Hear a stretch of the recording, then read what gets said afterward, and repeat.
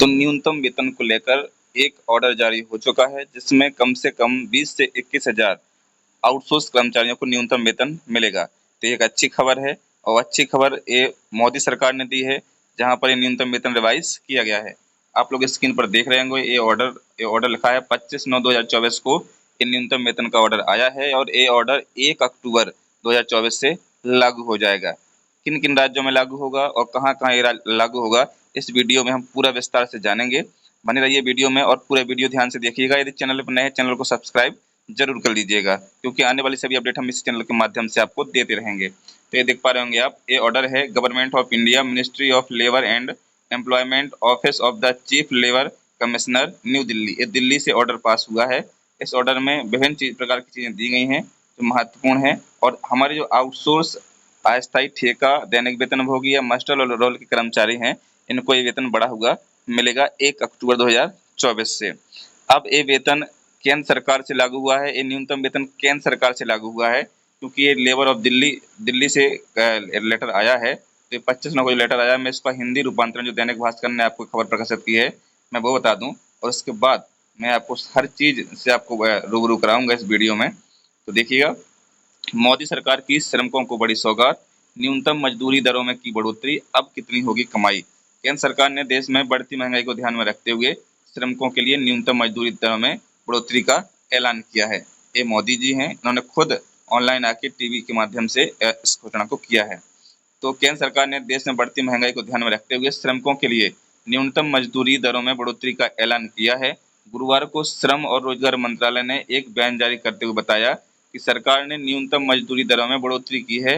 वेरियल D अर्नेंस allowance (VDA) को संशोधित किया है। इस फैसले से असंगठित क्षेत्र के मजदूरों को बढ़ती महंगाई और जीवन यापन की लागत का सामना करने में मदद मिलेगी, जिसमें हमारे 4 कैटेगरी के कर्मचारी हैं: अकुशल, अर्धकुशल, कुशल और उच्च कुशल कर्मचारी। इनका मिनिमम न्यूनतम वेतन रिवाइज हुआ है, और ये वेतन हर कैटेगरी का अलग अलग है ना। तो इसमें हम पूरा विस्तार से देखते हैं किस कैटेगरी को कितना पैसा मिलने वाला है, किसको कितना नहीं मिलने वाला। ये देखिए, दैनिक भास्कर ने इस खबर को चलाया है। सरकार ने दिवाली के पहले न्यूनतम मजदूरी बढ़ाई। कंस्ट्रक्शन लेबर को अब रोजाना 783 रुपए मिलेगा। हाई स्किल्ड वर्कर को 1035 रुपए पर डे के हिसाब से मिलेगा। सरकार ने दिवाली से पहले गुरुवार 26 सितंबर को निर्माण, खनन और कृषि जैसे अनौपचारिक क्षेत्रों में काम करने वाले श्रमिकों के लिए न्यूनतम मजदूरी में बढ़ोतरी का फैसला किया है।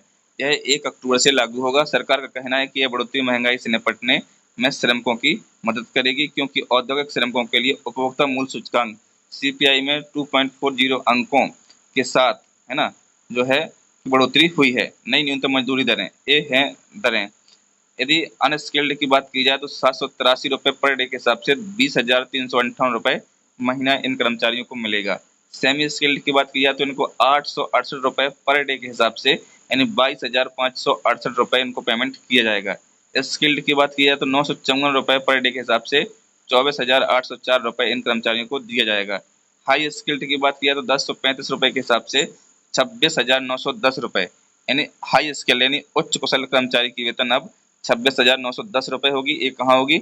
जो केंद्र के दायरे में आते हैं, केंद्र के जो कर्मचारी हैं, क्योंकि दिल्ली से ये लेटर जारी हुआ है, तो ये हर राज्य के कर्मचारियों को इसका लाभ मिलेगा, लेकिन उन कर्मचारियों को मिलेगा जो केंद्र के दायरे में आते हैं, जो केंद्र की सीमा में है, जो केंद्रीय कर्मचारी, जैसे रेलवे विभाग हो गया, है ना, इस प्रकार से जो केंद्र के तमाम विभाग हैं, डाक विभाग हो गया, इस प्रकार से आर्मी हो गया, तो एक जो केंद्र के समान जो है उनको वेतन मिलेगा, ना कि अन्य सभी राज्यों में।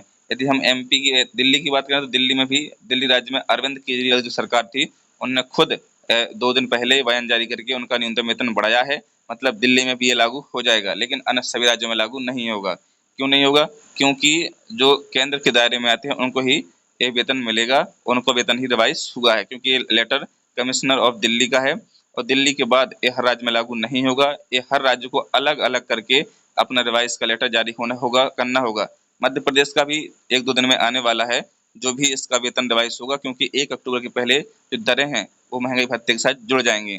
अब देखते हैं कब क्या होता है, या न्यूनतम वेतन बढ़ के मिलता है या फिर 400-500 रुपए का ही इजाफा होगा। आपकी इसमें क्या राय है, हमें कमेंट बॉक्स में बताइए कि कितना एमपी में रुपए बढ़ने वाला है ना। अब देखिए, सरकार साल में 2 बार रिवाइज करती है मजदूरी, जो हर राज्य में होता है, उनको 2 बार हर जगह रिवाइज होती है। सरकार साल में 2 बार अप्रैल और अक्टूबर में इंडस्ट्रियल सेक्टर में काम करने वाले श्रमिकों को मिलने वाली मजदूरी को रिवाइज करती है। नया वेज तय करने के लिए सरकार कंज्यूमर प्राइस इंडेक्स में 6 महीने की औसत बढ़ोतरी और इन्फ्लेक्शन का सोर्स बनाती है, जिसमें मजदूरी पर फैसला लेने के लिए सरकार महंगाई को सोर्स बनाती है। ऐसे में यह देखना जरूरी है कि देश रिटेल महंगाई, होलसेल महंगाई और एक थाली शाकाहारी भोजन की औसत कीमत क्या है ना। तो जो थाली खाना होता है ना, उसके हिसाब से ये बनाया जाता है। महंगाई कैसे प्रभावित करती है? महंगाई का सीधा संबंध परचेसिंग पावर से है। उदाहरण के लिए यदि महंगाई दर 6% है तो अर्जित किए गए 100 रुपए का मूल्य सिर्फ 94 रुपए होगा। इसलिए महंगाई को देखते हुए निवेश करना चाहिए, नहीं तो आपके पैसे की वैल्यू कम हो जाएगी। महंगाई कैसे बढ़ती घटती है? महंगाई का बढ़ना और घटना प्रोडक्ट की डिमांड और सप्लाई पर निर्भर करता है। अगर लोगों के पास पैसे ज़्यादा होंगे तो वे ज़्यादा चीज़ें खरीदेंगे, ज़्यादा चीज़ें खरीदने से चीज़ों की डिमांड बढ़ेगी और डिमांड के मुताबिक सप्लाई नहीं होने पर इन चीज़ों की कीमत बढ़ेगी। इस तरह बाजार महंगाई की चपेट में आ जाता है। सीधे शब्दों में कहें तो बाजार में पैसों का अत्यधिक बहाव या चीज़ों की शॉर्टेज महंगाई का कारण बनता है। वहीं अगर डिमांड कम होगी और सप्लाई ज़्यादा, महंगाई कम होगी, है ना। सीपीआई से तय होगी महंगाई। जो सीपीआई इंडेक्स होता है उसके आधार पर जो है न्यूनतम वेतन तय किया जाता है। एक ग्राहक के तौर पर आप और हम रिटेल मार्केट से सामान खरीदते हैं। इससे जुड़ी कीमतों में हुए बदलाव को दिखाने का काम कंज्यूमर प्राइस इंडेक्स यानी सीपीआई करता है। हम सामान और सर्विस के लिए जो औसत मूल्य चुकाते हैं, सीपीआई उसी को मापता है। कच्चे तेल, कमोडिटी की कीमतें, इस प्रकार से समान चीज़ें देखी जाएँ तो इस प्रकार से न्यूनतम वेतन काफ़ी चीज़ों से मिलकर ही बनता है। तो ये न्यूनतम वेतन रिवाइज हुआ है साथियों। और न्यूनतम वेतन एक केंद्र के जो कर्मचारी हैं उनको ही मिलेगा। मैं आपको फिर से बता दूं, जो केंद्र के दायरे में आते हैं उनको ही ये वेतन बढ़ के मिलेगा। जो सबसे लो कैटेगरी है उसको 20,000 रुपये मिलेंगे, है ना। 20,000 कुछ रुपए उनको मिलने वाला है। उसके बाद जो उच्च कुशल में है उनको 26,000 कुछ रुपए मिलेंगे। अब इसके लिए हमें अपने राज्यों में प्रयास करना है कि हम लोगों को भी, क्योंकि एमपी की बात करें तो एमपी में जो भाजपा का जनसंकल्प पत्र था उसमें स्पष्ट यही लिखा था कि जो केंद्र का न्यूनतम वेतन होगा वही एमपी सरकार न्यूनतम वेतन करेगी। अब ये क्यों कब करेगी ये पता नहीं है, ये आप सरकार से पूछिए और जो भी होगा हम आपको बताएंगे। जो डाटा सरकार का आता है, क्योंकि एक दिन में मध्य प्रदेश का जो श्रम है ना, श्रम कार्यालय है, वहां से भी आदेश जारी होने वाला है। अब देखना यह है कि कितना पेमेंट बढ़ा के वो देते हैं। साथियों, आज की खबर में इतना ही। चैनल को सब्सक्राइब जरूर कर लीजिएगा, क्योंकि आने वाली हम जो भी आदेश आएंगे हम इसी चैनल के माध्यम से आपको बताएंगे। Thanks for watching. मिलते हैं नए वीडियो में नई अपडेट के साथ। जय हिंद, जय भारत, टेक केयर।